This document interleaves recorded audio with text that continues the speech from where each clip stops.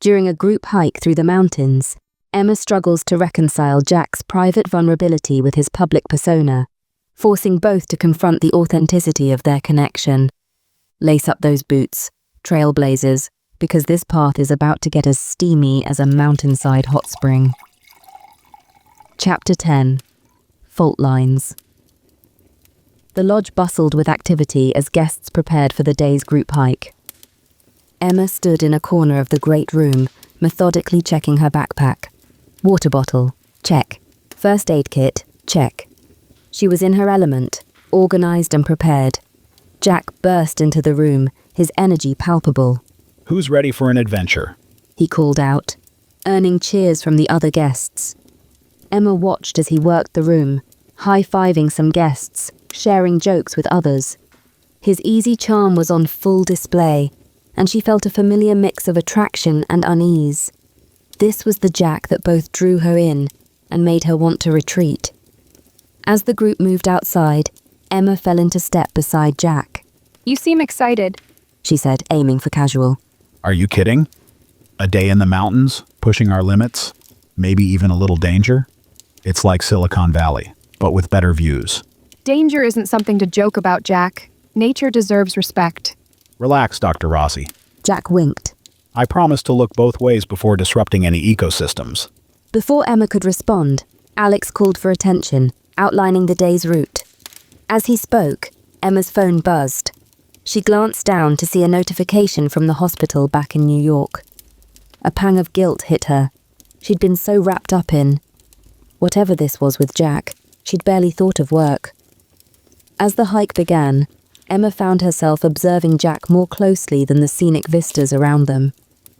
In private moments, when it was just the two of them at the back of the group, she saw glimpses of the Jack she'd come to care for. Thoughtful, driven, with a hint of vulnerability in his eyes when he spoke about his past. "You know," he said quietly as they paused to let some slower hikers catch up. "I used to do hikes like this with my sister during her recovery. It was our way of proving that we could overcome anything." Emma felt a warmth bloom in her chest at this intimate disclosure. This was the Jack she was drawn to, the one with depth, with real experiences that shaped him. But then, as they rejoined the larger group, she watched him transform. His voice grew louder, his gestures more expansive. "All right, team. Who's ready to conquer this mountain? Remember, in the startup world, we eat mountains for breakfast." The other hikers cheered, energized by Jack's enthusiasm. Emma, however, felt a disconnect growing inside her. It was as if she was watching two different men. The sincere, vulnerable Jack she'd connected with, and this performative version. As the day wore on, Emma found herself caught in a whiplash of emotions, her perception of Jack shifting with each interaction. During a water break, Jack fell into step beside Emma at the back of the group. His voice was low, meant only for her ears. "You know, these mountains remind me of the ones near my childhood home," he said, his eyes distant.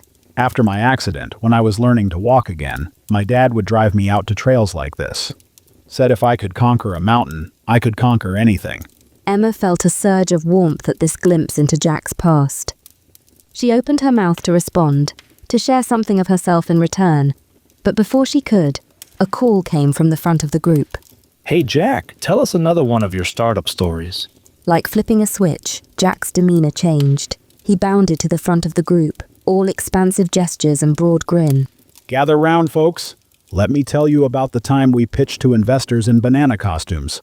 Because in tech, you've got to appeal to that top-of-the-funnel fruit demographic."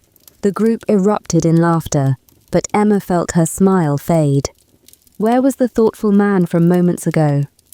Later, as they navigated a particularly steep section of trail, Emma noticed Jack hanging back to walk beside an older woman who was struggling. His voice carried to where Emma hiked just ahead. "Mrs. Chen, right?" Jack said gently. "My grandmother had arthritis too. Found that using hiking poles really helped distribute the weight. Here, try adjusting your grip like this." Emma glanced back, touched by Jack's attentiveness. For a moment their eyes met, and she saw a flash of something vulnerable, almost shy in his gaze. Then someone shouted from up ahead. Jack, we need your expert opinion.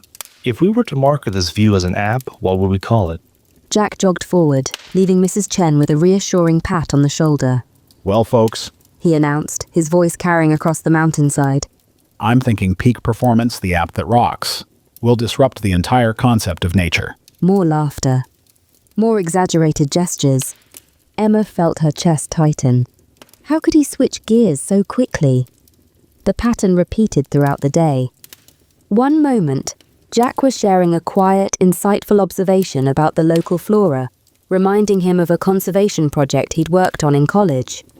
The next, he was leading the group in a ridiculous chant about innovating their way to the summit. In a rare moment when they found themselves alone, picking their way across a rocky stretch of trail, Emma saw Jack's shoulders slump slightly, as if he was letting down a heavy burden. He turned to her with a small, genuine smile. You holding up okay? He asked, his voice soft with concern. I know these hikes can be tough if you're not used to the altitude. Emma felt her heart swell at his thoughtfulness. I'm okay. She said. Are you? You've been keeping everyone so energized all day. A flicker of something. Exhaustion. Vulnerability. Crossed Jack's face. It's what they expect, you know? The upbeat tech guy, always on, always entertaining. Before Emma could probe further, they rounded a bend and rejoined the group. Immediately, Jack's demeanor shifted. He straightened, his smile widening to that now familiar charismatic grin. All right, team. He called out. Who's ready for some high-altitude brainstorming? Let's ideate on how to disrupt the concept of gravity. As the group laughed and began tossing out increasingly absurd ideas, Emma hung back, her mind whirling. Which was the real Jack? The thoughtful, vulnerable man she glimpsed in private moments, or this larger-than-life persona that seemed to energize everyone around him, everyone except her? The crisis point came near the end of the hike. The group had stopped for a rest, and Jack was in full entertainer mode, regaling everyone with an exaggerated retelling of their tunnel adventure. So there we were, in pitch darkness. He said, waving his arms dramatically. Emma here was practically shaking in her boots, but I, with my vast coding experience, MacGyvered our way out. The group laughed, but Emma felt a cold knot forming in her stomach. This wasn't how it had happened at all. Jack had been kind, supportive, vulnerable, not this cartoon hero he was portraying. As the group started moving again, Emma pulled Jack aside. Why do you do that? She asked, unable to keep the frustration from her voice. Do what? That act? Emma said, gesturing vaguely. 1 minute you're sharing something real and meaningful, and the next you're this over-the-top caricature. It's not an act, Emma. It's just different sides of me. People expect a certain energy from a tech entrepreneur, you know? It's part of the job. But which is the real you? Emma pressed. The man who opened up to me in the tunnel, or this motivational speaker/prankster? They're both me, Emma. I thought you, of all people, would understand that we're not just one thing. Emma felt something inside her crumble. This was the man she'd opened herself up to. Someone who could switch personas as easily as changing clothes. I thought I was getting to know the real you, she said quietly. but now I don't know if that person even exists. Jack's face fell, a flash of hurt crossing his features before he schooled them back into a neutral expression. Maybe you're not ready to know all of me, He said, his voice low. Or maybe you're only interested in the parts that fit your idea of who I should be. Their words hung in the air between them, a chasm suddenly yawning where connection had been. Emma saw her desire for authenticity, her need for consistency and sincerity. She saw Jack's world of adaptability, of presenting different faces to different people. In that moment, they felt light years apart. The hike back to the lodge was silent, heavy with unspoken words and shattered illusions. Emma's mind raced. How could she have been so foolish? To think that she could truly know someone who seemed to change personalities at the drop of a hat. Or worse, that she could be with someone without accepting all their facets. As they reached the lodge, Emma made a beeline for her room. She needed space, needed to think. But as she closed the door behind her, shutting out Jack's voice calling her name, a wave of loneliness hit her. She sank onto the bed, her body aching from the hike, her heart aching from... what? Loss? Disappointment? Fear? Emma's phone buzzed again. Another notification from the hospital. Her real life, her ordered, predictable life, calling her back. It would be so easy to answer, to retreat to the familiar. But as she reached for the phone, she hesitated. The memory of Jack's arms around her, strong and sure as he pulled her from danger, flashed through her mind. The warmth in his eyes when they talked in the dark of the tunnel. The passion in his voice when he spoke about his work, his dreams. Emma's hand fell away from the phone. She curled up on the bed, feeling torn in two.